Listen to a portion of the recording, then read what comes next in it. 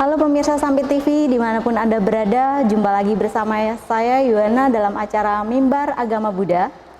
Episode kali ini kita masih berada di Wihara Dharma Mula, dan bersama saya sudah hadir narasumber kita, Bante Nandawiro. Namo Buddhaya Bante. Namo Buddhaya. Semoga selalu sehat ya Bante. Satu.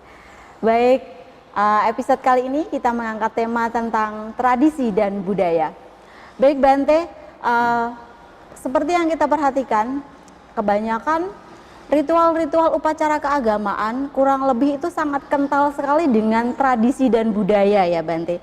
Jadi kayaknya tradisi dan budaya itu sudah melekat dan sangat sulit untuk ditinggalkan ya Bante. Jadi kebanyakan ritual-ritual dalam upacara keagamaan kebanyakan masih ada unsur-unsur ritual-ritual yang dari leluhur mereka masih dipertahankan begitu ya Bante, kalau di upacara khususnya di Buddhis ini Bante, di agama Buddha. Nah kemudian bagaimana menurut Bante, apakah itu sesuai atau masih perlu dipertahankan, atau kalau di dalam agama Buddha itu sendiri bagaimana menurut tanggapan Bante? Mohon penjelasannya Bante. Ya, baik. Terima kasih atas kesempatannya. Ya, para pemirsa Sampit TV yang berbahagia. Ya, memang bisa dikatakan bahwa mayoritas yang mendominasi praktisi dalam Buddhis ya, atau agama Buddha itu adalah tradisi. Iya. Ya, jadi bisa dikatakan mayoritas dalam Buddhisme itu isinya tradisi. Dan saya yakin, khususnya seperti di Indonesia, lebih dari 80% dari umat Buddha itu adalah penganut tradisi. Ya, mungkin kurang dari 10% yang betul-betul praktisi original. Iya. Ya, 10% itu adalah para biku tentunya. Iya, Ya, karena apa boleh buat ya, apa boleh buat saya katakan kenapa? Karena memang origin Buddhisme itu tidak memiliki banyak konteks mengenai tradisi pada rumah tangga. Karena memang apabila kita merujuk pada sutta, di situ kita bisa melihat bahwa tidak banyak kegiatan atau aktivitas yang disebutkan untuk perumah tangga. Kebanyakan semua berkisar atau bersentralkan pada bhikkhu sangga, atau ya mungkin beberapa perumah tangga, tapi saya rasa bisa dihitung jari ya. Ya, jadi bisa dikatakan bahwa beberapa tradisi original dalam Buddhisme itu memang sangat sedikit ya. Saya pribadi mungkin hanya ada 3 yang kita mayoritas ketahui ya, yang lainnya itu tidak diketahui. Iya. Ya, misalnya saja seperti pelimpahan jasa, penuangan air ya, ini adalah tradisi original. Ini dapat ditemukan dalam cerita Raja Bimbisara. Ya, setelah mengalami malam yang cukup horor ya. Apakah mimpi atau tidak ya, yang pasti itu adalah malam yang horor, yang kemudian meminta tolong kepada Sang Buddha ya, dan kemudian Sang Buddha mengatakan cobalah berbuat baik, lalu coba tuang air ya, sebagai media ya, media untuk melimpahkan jasa. Pelimpahan jasa adalah salah satu yang original. Ya, yang kedua adalah pemercikan air parita. Ini dapat kita temukan dalam Ratana Sutta. Ya, di Parita Biru. Ya, ini adalah tradisi original. Ya, yang ketiga adalah Winaya. Lebih tepatnya sebetulnya Watu. Ya, Watu ini adalah kepantasan dari para biku. Apa yang pantas dan apa yang tidak pantas, dan beberapa tradisi yang berkisar pada para biku. Misalnya, perhatikan tidak, Bante Theravada yang di Asia itu biasanya kalau Ceicapku atau bulan terang saja itu selalu cukur. Tidak hanya rambut yang dicukur, tapi juga alis dicukur. Ya, ini tidak ada dalam Winaya. Berarti itu suatu keharusan, kewajiban atau bagaimana Bante? Karena biasanya kalau suatu peraturan itu kan sudah tertuang di dalam Vinaya tadi kalau Ya. untuk para biku. Nah itu bagaimana Bante? Itu suatu keharusan pada bulan terang memang harus memotong rambutnya atau ada aturannya begitu ya Bante? Ya. Rambutnya nggak boleh panjang berapa begitu Bante? Ya, sebetulnya tidak ada aturan untuk itu. Ini masuk dalam watu. Watu, Nah, ya. dalam tradisi. Jadi tradisi kebikuan, rambut itu tidak boleh lebih panjang dari 2 jari. Dua Ya, jari. 2 angguli. Oh, Ya, iya. angguli itu jari. Jadi tidak boleh lebih panjang dari 2 jari. Jadi Iya. tidak harus tiap bulan terang atau bulan gelap, tidak. Mau tiap hari juga boleh. Yang Ada. penting tidak boleh dari 2 angguli tadi ya Bante Iya, ya. tidak boleh lebih dari 2 jari. Sedangkan untuk alis itu tradisi biku Thailand.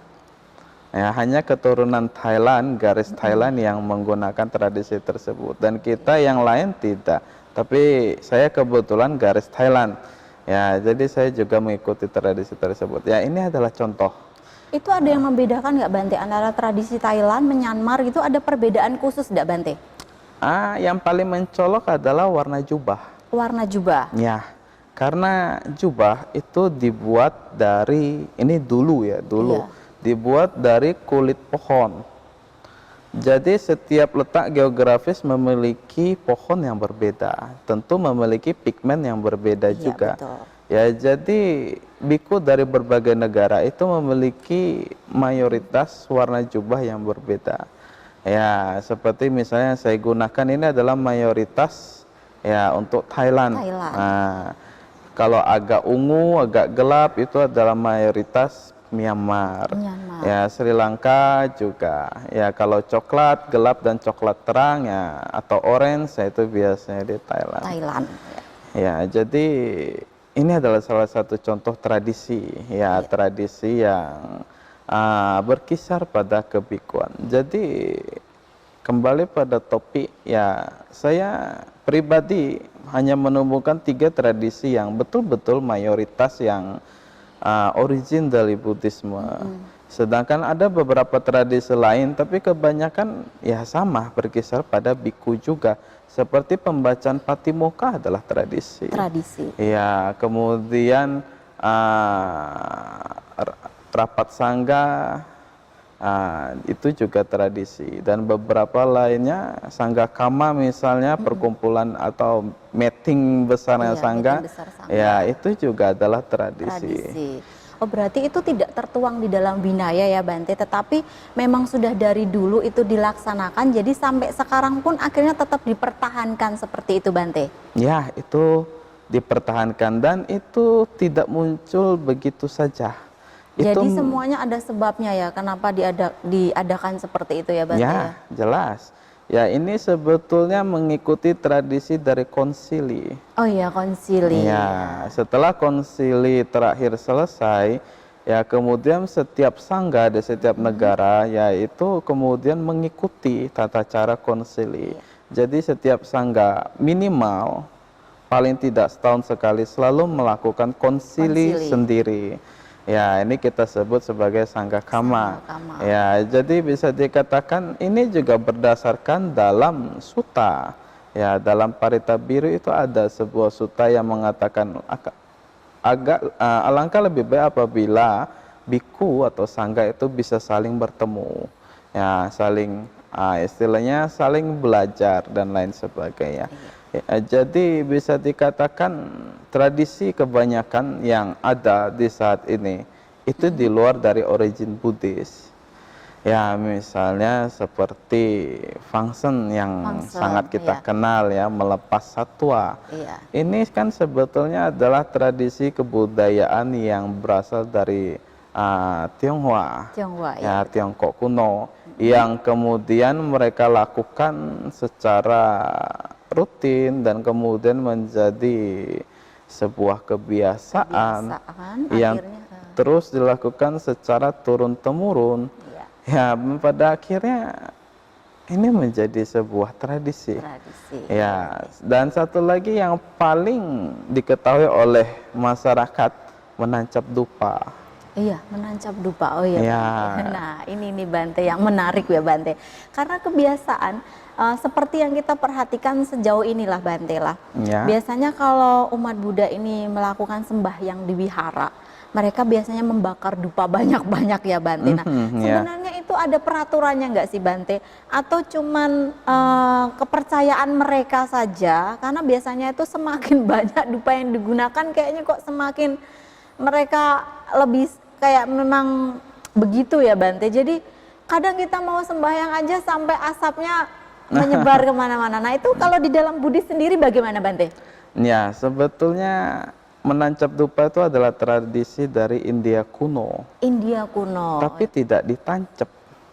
Terus gimana Ya, Bante? sebetulnya dulu India kuno itu mereka bikin seperti kayu harum, ya kemudian kayu harumnya itu dibakar. Ya sudah begitu saja, tidak ditancap, tidak diapa-apain, hanya dibakar. Kemudian berevolusi, kayunya dijadiin serbuk, serbuknya kemudian dijadikan benda padat. Nah, itu dibakar. Kita sering melihat seperti gunung kecil-kecil Iya. itu adalah bentuk aslinya. Oh, Originalnya dupa seperti itu. Yang kemudian Biku Ising ya, dan kemudian yang Ising, terkenal adalah Tom Samcong. iya. Ya, Iswang ya. Ini juga kemudian pergi ke India membawa pulang tradisi tersebut, dan setelah beberapa generasi ya dupanya berevolusi menjadi dupa seperti yang kita lihat pada saat ini. Ya memang mereka percaya bahwa pembakaran dupa itu membawa dalam bahasa kita mungkin bisa dikatakan membawa rezeki. Karena sebetulnya ya memang ini adalah kepercayaan India kuno. India kuno. Mereka mempercayai tradisi upacara yang disebut dengan persembahan.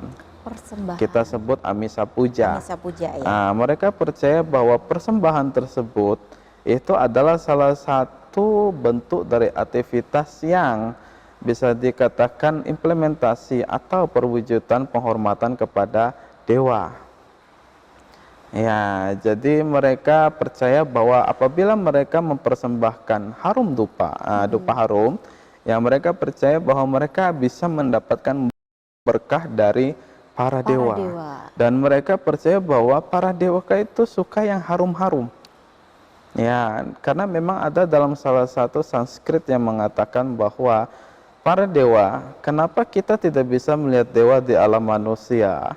Karena dewa itu merasa jijik turun di sini. Sama seperti kita pergi ke sewer. Sewer itu apa bahasa Indonesianya? Parit. Parit ya, parit. Sama seperti kita pergi ke parit, apalagi parit yang bau. Pasti kita tidak suka. Tidak suka, iya. Saya yakin tidak ada yang mau pergi ke situ kecuali terpaksa. Kalau ada yang pergi ke situ ya agak kurang normal namanya. Ya, jadi ya ini adalah mungkin perumpamaan yang paling simpel. Ya, para dewa tidak mau turun ke dunia manusia karena mereka merasa dunia manusia itu seperti parit. Parit yang bau. Bagi mereka itu adalah sesuatu yang apabila sangat-sangat tidak terpaksa mereka tidak mau datang. Dan masyarakat India kuno itu percaya bahwa apabila kita membakar dupa, harumnya dupa itu bisa menarik para dewa. Dan satu lagi adalah mereka bisa membuat para dewa senang. Ya, ini sebetulnya salah satu perilaku normal. Ya, perilaku normal manusia. Kenapa? Mereka berpikir membandingkan dewa itu seperti manusia. Apabila seseorang itu senang, apa yang akan terjadi? Ya, dia akan berbaik hati pada orang di sekitarnya. Dia akan merasa baik. Ya, apabila dia merasa tidak senang, bad mood, ya dia akan melakukan sesuatu yang negatif. Sesuatu yang tidak menyenangkan. Jadi masyarakat India kuno berpikir, apabila saya bakar dupa, dewanya menjadi senang. Kalau dewanya senang, siapa tahu ada bisikan 4 angka kan begitu. Ya, ini kan kebanyakan yang dilakukan oleh manusia. Jadi mereka berpikir seperti itu, dan ini dilakukan secara turun-temurun Saya bahkan yakin bahwa tidak banyak sekarang orang mengerti kenapa mereka membakar dupa. Iya, kebanyakan sekarang kayaknya belum mengerti. Sebenarnya makna sesungguhnya kita mau berdoa, kemudian kita bakar dupa dulu itu manfaatnya untuk apa? Kebanyakan memang belum mengerti ya, Bante. Ya, ya jadi ya itulah salah satu esensi. Sebetulnya pembakaran dupa itu tidak lebih adalah amisa puja. Amisa puja, Ya. ya, bentuk penghormatan begitu ya, Bante.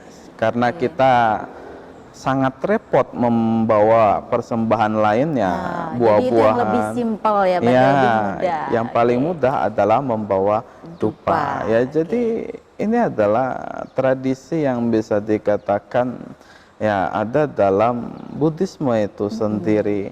Dan juga ya ini menjadi salah satu tradisi mayoritas yang memang karena tradisi ini tersebar luas ya, tidak hanya di Tiongkok kuno atau India kuno, tetapi juga ke Indonesia melalui jalur perdagangan. Jadi tidak heran ya bahwa tradisi ini tersebar luas, dan kemudian karena kebanyakan sangga melihat bahwa ini adalah sesuatu yang tidak merugikan, Tidak merugikan. justru membawa manfaat dan benefit, terutama bagi pabrik dupa. Pabrik dupa ya, betul, Ya, Bante. jadi ya tidak jadi soal, maka ini tidak dilarang. Tidak dilarang.